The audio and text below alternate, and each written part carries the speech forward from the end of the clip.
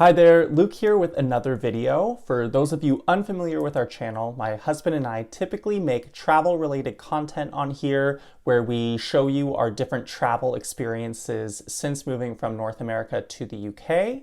But every now and then I like to sprinkle in some practical day-to-day information just in case there are other people out there who are moving from another country, especially from the US or Canada, to the UK and want some practical advice and whatnot for the things that you will encounter when you move to this country. And in this video, I am going to talk more specifically about the process of getting a driving license here because my husband Tyler and I have a bit of a unique difference in how we had to go about with getting our driving licenses. So it's going to be a bit of a Canadian versus American comparison for how that process differs, because believe it or not, it actually does in some really important and crucial ways. And before I dive into all of the specifics, if you get the chance, I'd really appreciate it if you could like, comment, subscribe, and if you want to leave a tip, be sure to do so with the super thanks button, because that really helps support this channel and keep us making this type of content for you guys. So let's dive into it. Let's first talk about the basics of what is involved when you go for a driving license here in the UK. So first of all, when you move here, the first year that you're here, you are legally allowed to drive on your foreign driving license, which sounds kind of crazy when you think about it because there are a lot of differences to driving here compared to back home in North America. A lot of people get really hung up on the whole driving on the left side of the road thing, which is definitely a consideration and obviously something that you do have to get used to. But I found in my experience, I got used to it in maybe about the second or third time that I was driving. Yes, I was freaked out the first time I did it, but I did adjust more quickly than I thought, and it wasn't as big a deal as I thought it was going to be.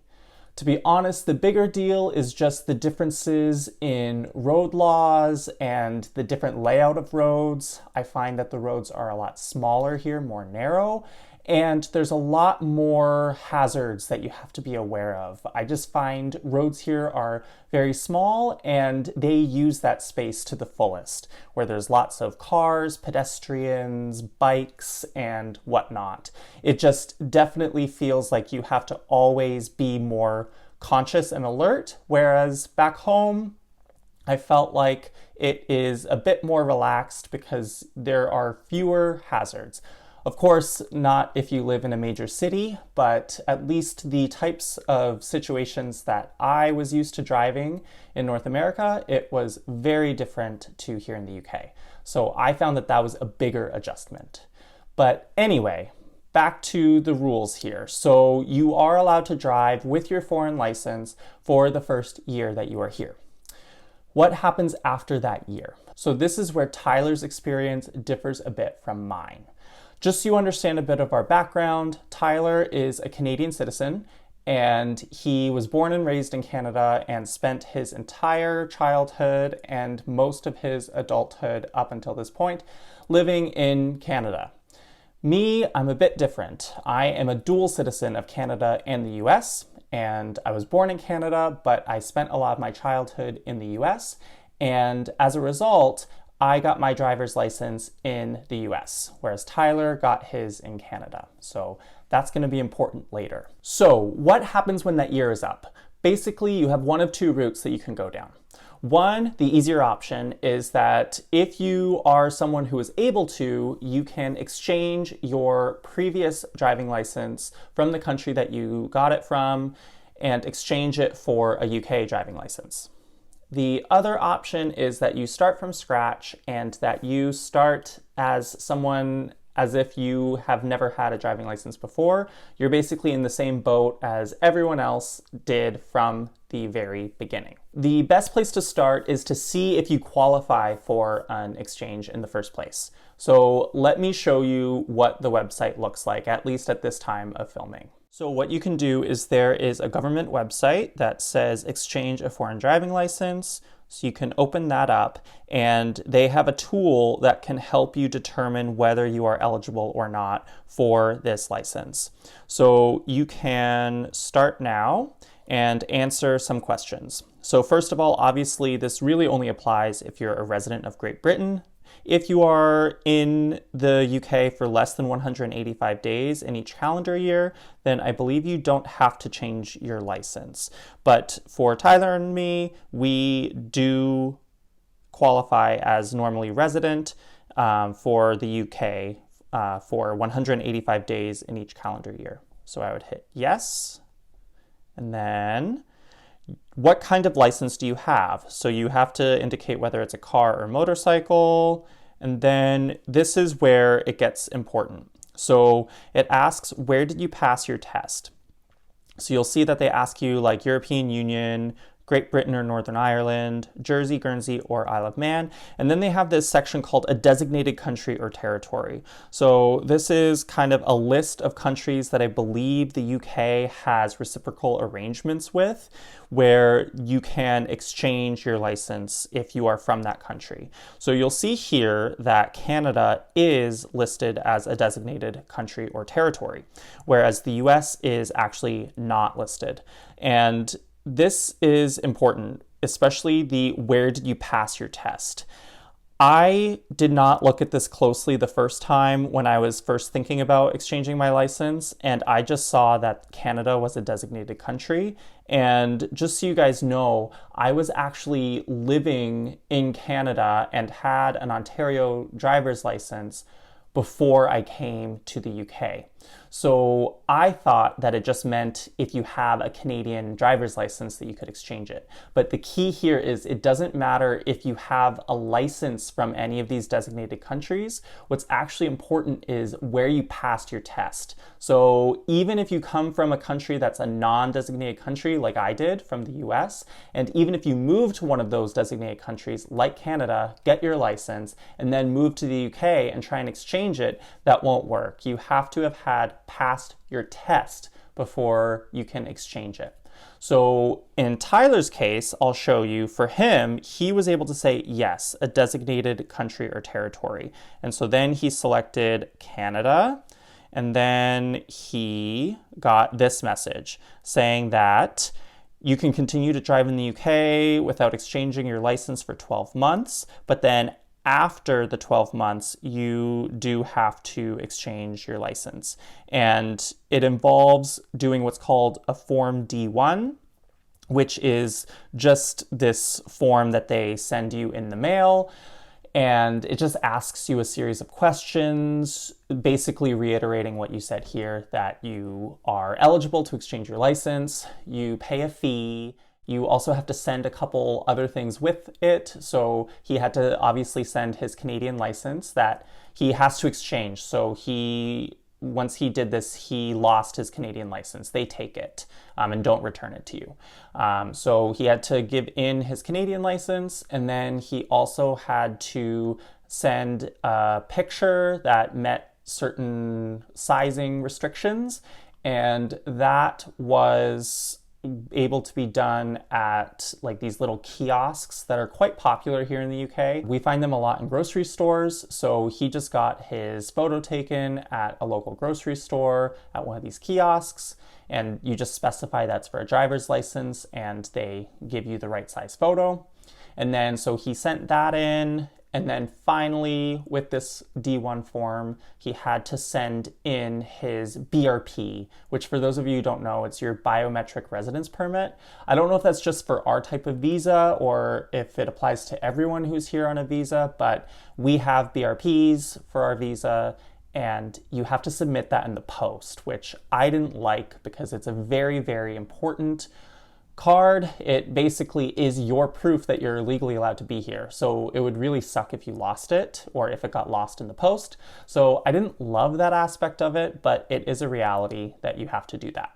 So he sent all of that in, and then a couple weeks later, he got his shiny new UK driving license without having to do any other work. So that was very convenient. I will make the point though that If you want to drive a manual vehicle, you have to remember that here in the UK, and I think in a lot of other European countries, that they have two different licenses. They mark them differently, where if you want to be able to drive both manual and automatic vehicles, you have to have what's sometimes referred to as a full driving license, but basically it's a license that entitles you to drive both. And usually in order to do that, you have to pass a driving test in a manual car to show that you're competent in driving a manual car. In Canada, they don't have this distinction. Basically, just a license is a license, and they don't really regulate what type of car you drive. And so because of that, it is basically impossible to prove if you can drive a manual car with your Canadian driver's license. And most people in Canada drive automatic. So in Tyler's case, he only drove automatic anyway. So he did his test in Canada in an automatic vehicle. And so the UK basically stipulates that if you want to drive a manual car in the UK, even if you are able to exchange your license, chances are you're going to have to either prove that you drove a manual car for your test, which in our case would not be possible because Canada doesn't mark those types of things on your test, or in the more likely event, you would have to do a driver's test anyway. In Tyler's case, he didn't care. He only drives automatics anyway, and so he was happy to exchange his Canadian license for an automatic only UK license. But if that is something that's really important to you, if you want to have the option to drive a manual vehicle in the UK, then you are going to have to do a test anyway. For me, as I mentioned, I did my driving test in the US, and the US is not a designated country, so they basically treat that as you are not eligible to exchange your license. And what that means is, unfortunately, the process is a bit more complicated. So basically, I had to start from scratch in order to get my UK driving license. So what that entails is, first, you fill out a form on the DVLA website where you apply for a provisional license. In the US and Canada, I think this is roughly equivalent to like a driver's permit in the US, or in Canada, maybe, at least in Ontario, I don't know about the other provinces, but roughly equivalent to like a G1 type license setup. And so I had to do that. So I just filled out the form online, and then I got a form in the mail that I had to fill out by hand. And this part was roughly similar to what Tyler had to do for his license exchange, a lot of the same documentation and stuff, and that I had to get a photo taken, and I also had to send in my BRP. The only difference is that I didn't have to send in my previous driver's license because they don't really value it. They're saying, no, it is not worthy of exchange. So even though I had a Canadian driver's license, I could not exchange it because I didn't pass the test in Canada. That's the key difference. So I send all those documents in to the DVLA and I wait. And I was pretty nervous about it because this was during COVID times, not at the height of it, but things were still pretty backed up. And unlike Canada and the US, just so you guys know, whereas in Canada and the US, in my experience, they have individual centers in different cities. So like in the US, at least in the state that I lived in, they called it the DMV. In Canada, it was often like, at least in Ontario, it was like a Service Ontario, different like government buildings where you could go in and check and kind of check on how things are going. You can get your photo taken, all of that stuff, where it has an actual physical center to go to do all of this stuff.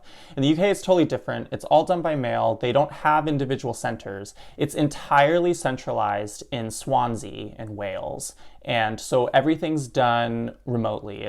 There's no place for you to go. So you can't actually like go in and get your photo taken there or get your license on the spot. It's all done by mail. And this was a problem during COVID because there were like outbreaks and stuff at the DVLA is what it's called here. And it meant that there were delays and people were waiting weeks and even months for their licenses and their different forms and things related to licensing to be processed. So I was really nervous because they had my BRP in the post, but fortunately it didn't take too long. I think it only took like a few weeks, and I got my provisional license in the mail. And this looks pretty much like a regular driver's license. It's just that the color is a little bit different, and it says provisional license at the top. So with this provisional license, you can start driving, but you have to follow certain rules. I don't remember all of them because I only really drove with a driving instructor. But basically, the gist of it is that you have to drive with another person. And the important thing is that you have to have L plates on your car. So in the UK, they have these special plates that you put on the car. There are different specifications that your car has to demonstrate that it's a learner who is driving the car, not someone who is fully licensed. And the other thing that affected Tyler and me is, one, we don't own a car, so didn't really have a car to practice on. And two, even if I did and Tyler were to go with me, that wouldn't work because the person that you drive with has to have had their UK driving license for, I think it's like 3 years or something. And Tyler, at this point that I had applied, had only had his license for about 1 year. So basically, I was kind of caught in a situation where I didn't have many opportunities to practice.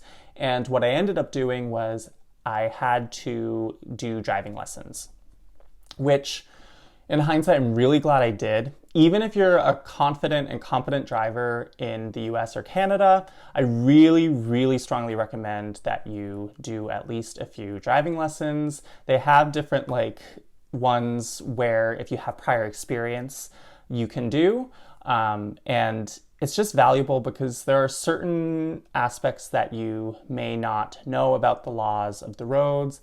And yeah, I would personally recommend it because I'll get to it when I get to the practical test. But it is a lot harder in my experience than the test that we do back home. But before I get ahead of myself, let me talk to you about the next step. So I, at this point, had to focus on studying for my theory test. And so the theory test is like the written test that you have to do. It involves, I think it's like 50 multiple choice questions on a computer.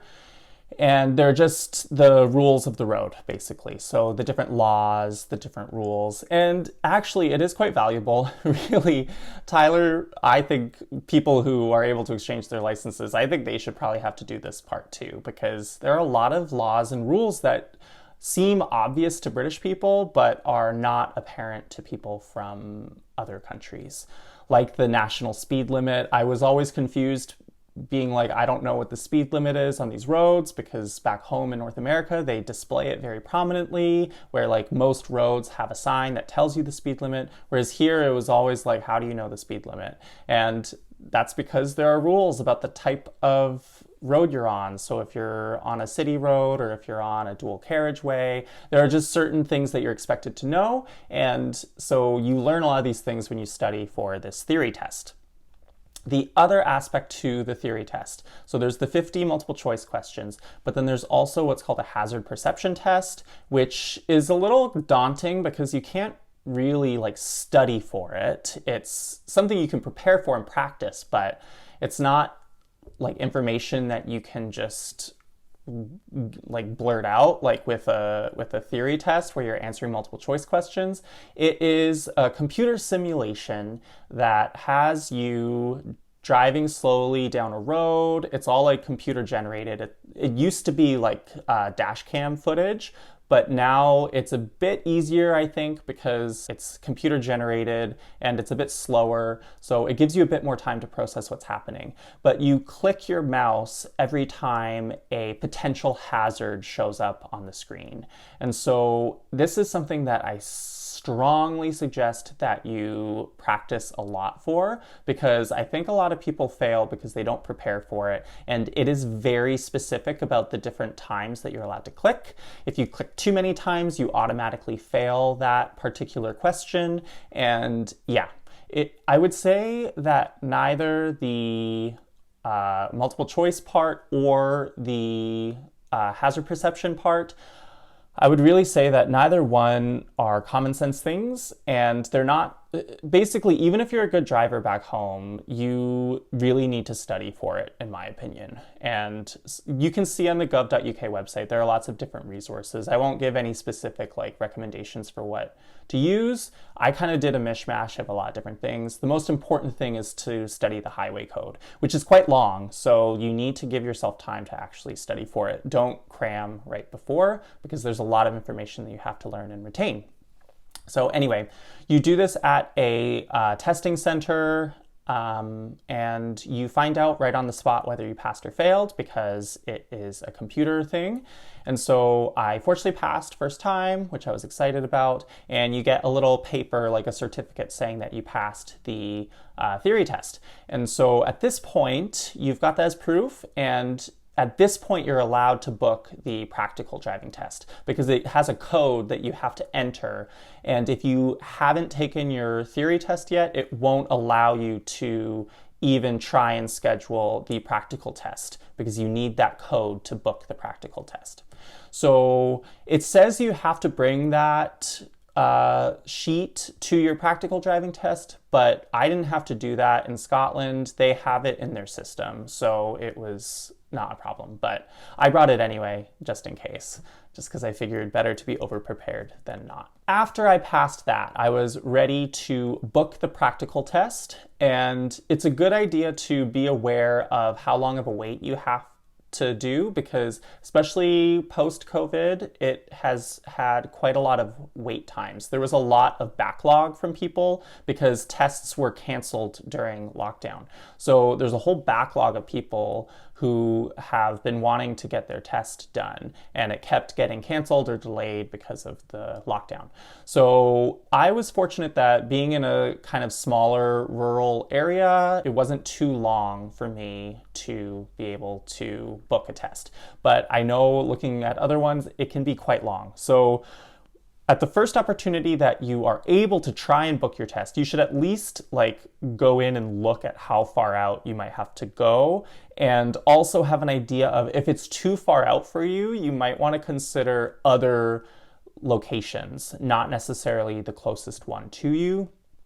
Another thing that I looked at is there are statistics about which places have higher pass rates than others.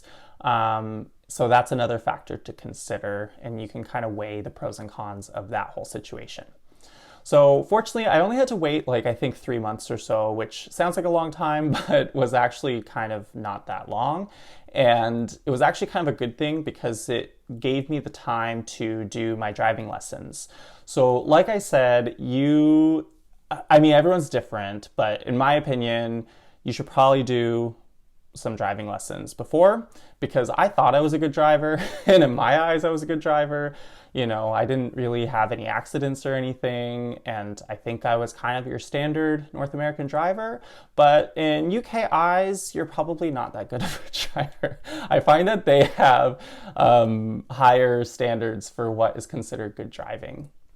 And for me, I chose to do it in automatic, just because I just wanted a license. I do not care about manual cars, and I don't drive on a regular basis. It's more for car rentals on the odd occasion that I want to do a weekend away.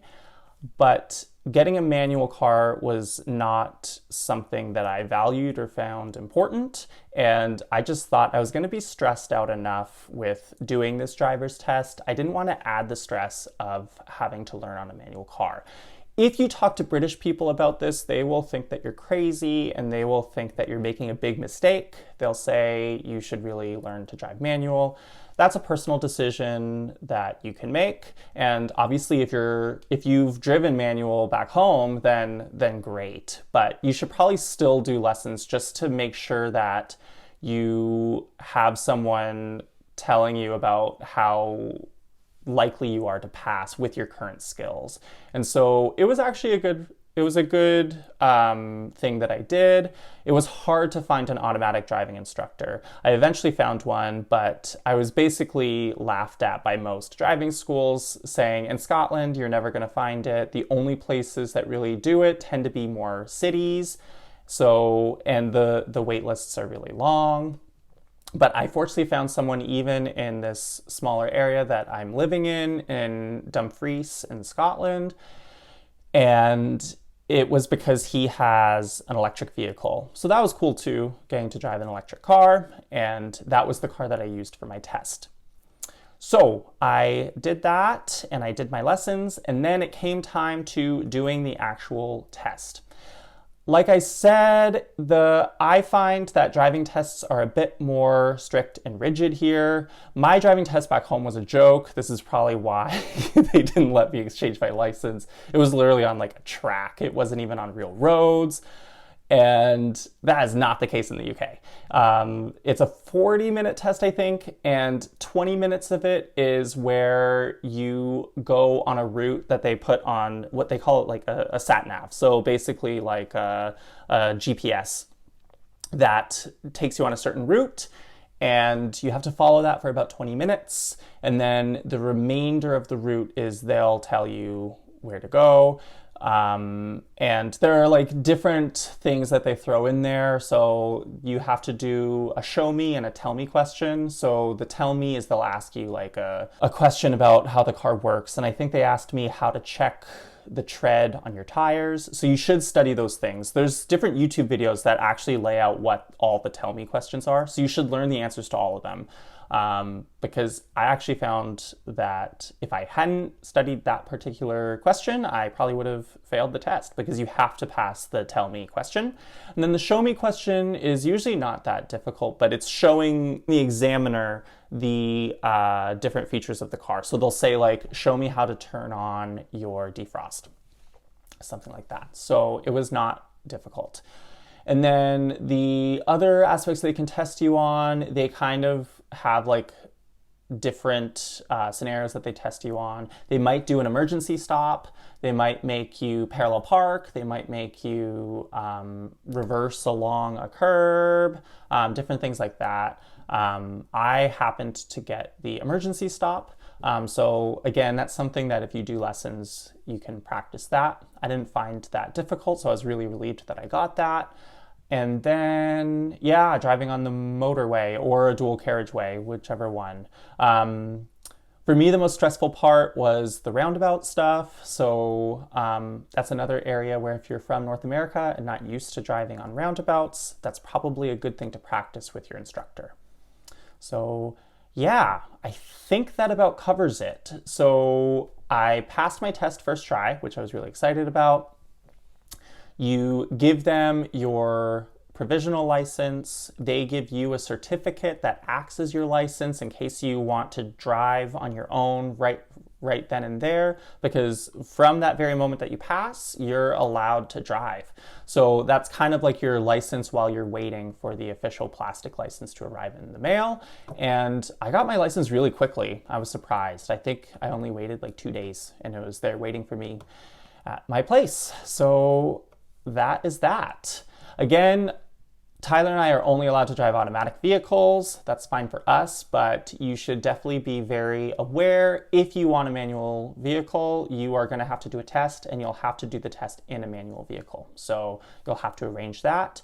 But they're very, very, very common here, so you'll have no problem finding instructors. Actually, you'll find that the lessons are easier to find and that they're cheaper because they're the standard here.